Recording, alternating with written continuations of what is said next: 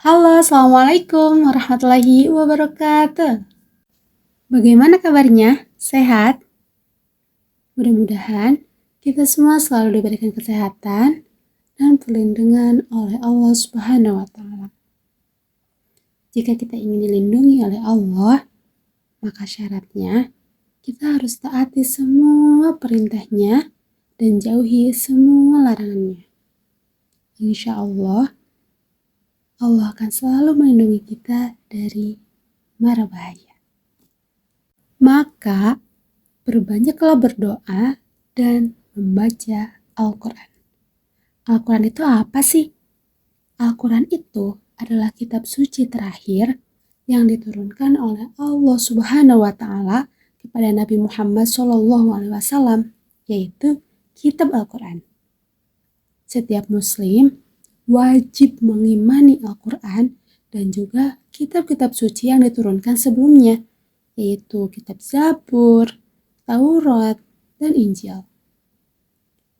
Al-Quran berfungsi untuk membenarkan kitab-kitab yang diturunkan sebelumnya dan menjelaskan hukum-hukum yang telah ditetapkannya.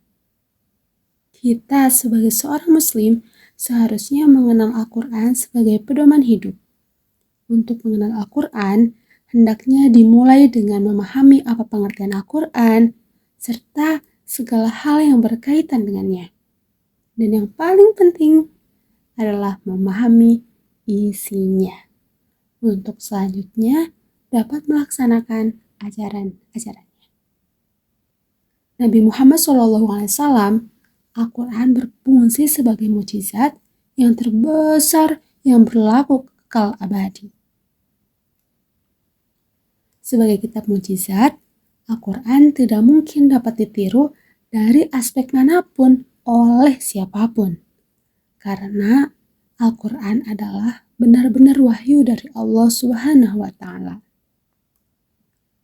Bagi Nabi Muhammad SAW, Al-Quran berfungsi sebagai mukjizat yang terbesar yang berlaku kekal abadi. Sebagai kitab mukjizat, Al-Quran tidak mungkin dapat ditiru dari aspek manapun dan oleh siapapun. Karena Al-Quran adalah benar-benar wahyu dari Allah Subhanahu wa Ta'ala. Al-Quran adalah kalam Allah Subhanahu wa Ta'ala yang lafaznya berbahasa Arab yang diturunkan kepada Nabi Muhammad SAW melalui perantara malaikat Jibril sebagai mukjizat disampaikan kepada kita dengan cara mutawatir. Telah dihafalkan dengan baik oleh umat Islam, ditulis dalam mushaf-mushaf dimulai dengan surat Al-Fatihah dan diakhiri dengan surah An-Nas, dan membacanya menjadi bernilai ibadah. Al-Quran juga memiliki beberapa nama, diantaranya Alkitab, artinya yang ditulis. Al-Furqan, artinya pembeda. Az-Zikr, artinya pemberi peringatan. Dan At-Tanzil, artinya yang diturunkan. Al-Quran merupakan sumber ajaran Islam yang pertama. Setiap Muslim berkewajiban untuk berpegang teguh kepada hukum-hukum yang terdapat di dalam Al-Quran, agar menjadi manusia yang taat kepada Allah Subhanahu wa Ta'ala, yaitu mengikuti semua perintah Allah dan menjauhi semua larangannya. Al-Quran memuat berbagai pedoman dasar bagi kehidupan umat manusia.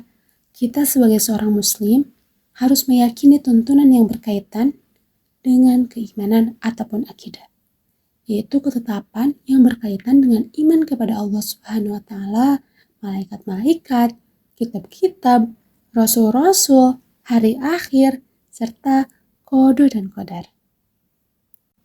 Sebagai seorang yang berpegang teguh kepada Al-Quran, kita harus memiliki budi pekerti yang luhur, karena Al-Quran berisikan tuntunan yang berkaitan dengan akhlak, yaitu ajaran agar orang Muslim memiliki budi pekerti yang baik serta etika kehidupan.